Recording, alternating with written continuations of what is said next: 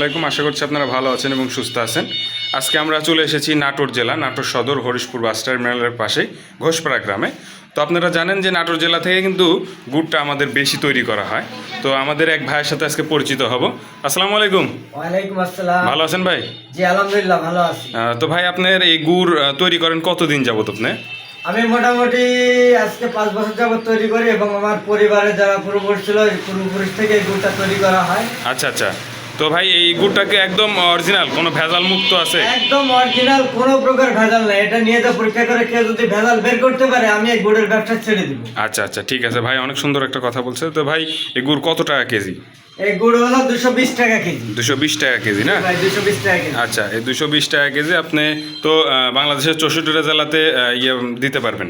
হ্যাঁ ইনশাআল্লাহ, বাংলাদেশ কুরিয়ার সার্ভিসের মাধ্যমে? কুরিয়ার সার্ভিসের মাধ্যমে আমি পাঠিয়ে দিতে পারবো, আমার যদি সঠিক লোকেশন দেওয়া হয়। আচ্ছা আচ্ছা এর আগেও আমি বহু গুড় পাঠাইছি। আচ্ছা আচ্ছা আচ্ছা, ভাই এর আগেও পাঠাইছে। তো ভাইয়ের এই দেখেন কত সুন্দর যে গুড়গুলো।